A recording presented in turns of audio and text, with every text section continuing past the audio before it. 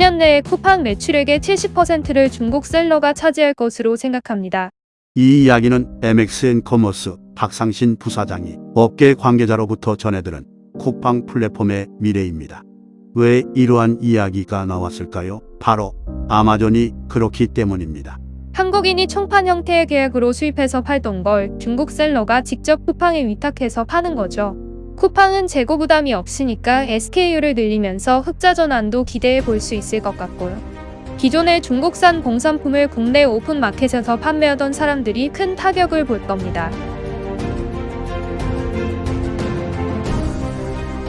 한국, 중국, 일본은 세계 전자상거래 시장을 이끄는 국가들입니다.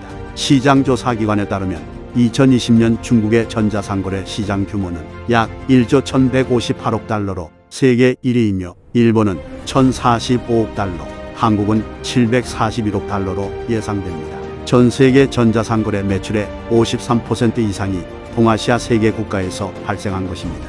이 세 나라는 각각 고유의 언어와 통화를 사용하고 있으며 사회적으로나 문화적으로 이질적입니다. 지금까지 3국 간 자유무역협정은 없었지만 최근 역내 포괄적 경제 동반자 협정 타결과 전자상거래 관련 기술의 발전으로 시장 통합이 가속화되고 있으며 동아시아 단일 시장을 향해 빠르게 나아가고 있습니다. 지난해 중국 우한에서 코로나가 발생한 직후 한국에서 제조된 대부분의 KF94 마스크가 중국으로 수출돼 중국에서 급증한 수요를 안정시켰습니다. 이 기간 동안 국내 온라인과 오프라인 시장에서는 국내에서 제조된 마스크를 거의 찾아볼 수 없었습니다. 특히 쿠팡에서 PB로 생산한 제품은 품질 대비 가격이 저렴해 중국 업자들에게 큰 인기를 끌었다고 합니다. 한국에서 제조된 KF94 마스크의 품절이 단 몇 주 만에 이뤄진 이 사례는 중국과 한국의 언어와 무역 장벽에도 불구하고 이미 단일 시장으로 연결되고 있음을 보여줍니다.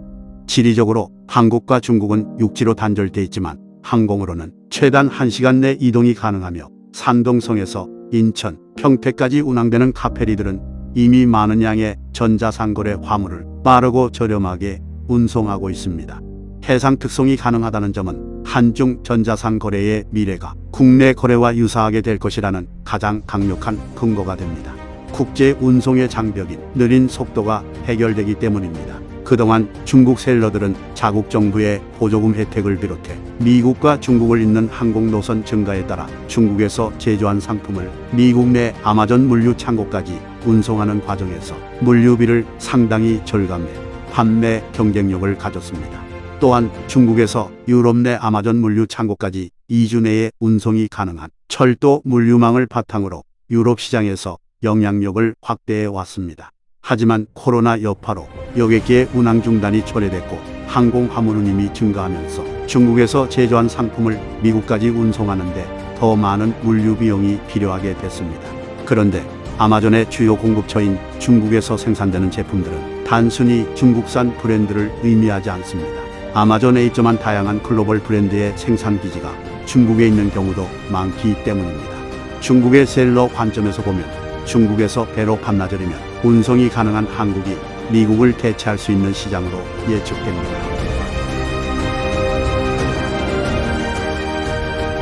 비거주 사업자에 대한 개방에 있어 국내 플랫폼 중에는 쿠팡과 11번가가 적극적입니다. 쿠팡은 2019년부터 쿠팡 차이나를 통해 중국 내의 크로스보더 셀러들을 적극적으로 영입해오고 있습니다. 초기에는 상하이를 중심으로 동부 지역에서 이제는 광저우를 중심으로 남부 지역까지 셀러들이 늘어나고 있습니다. 단 수백 개의 계정에서 일일 최대 5만 건의 주문이 발생하고 있다고 업계 관계자는 말합니다. 특히 페이오니아, 월드포스트, 핑퐁과 같은 회사들이 적극적으로 중국 셀러와 글로벌 마켓플레이스를 연결해주고 있어 제3자 지급과 같은 외환 송금 관련 문제도 적어졌습니다. 물류 측면에서도 쉬프와 같은 회사들이 중국과 한국 간 B2C 운송에 집중하면서 단 3,000원이면 2-3일 내에 중국의 셀러 창고에서 한국의 소비자 문 앞까지 배달되는 시대가 도래하게 됐습니다. 그 결과 한국의 전자상거래 시장에서는 단기간 내 매우 많은 중국인 사업자들이 진출하는 모습입니다. 이에 따라 중국 셀러와 경쟁해야 하는 국내 온라인 판매 사업자, 구매 대행 사업자들에게는 매우 큰 위협이 될 것으로 보입니다. 디지털화를 통한 B2C 판매 방식의 동아시아 거대 전자상거래 시장의 출현은 이제 현실이 됐습니다.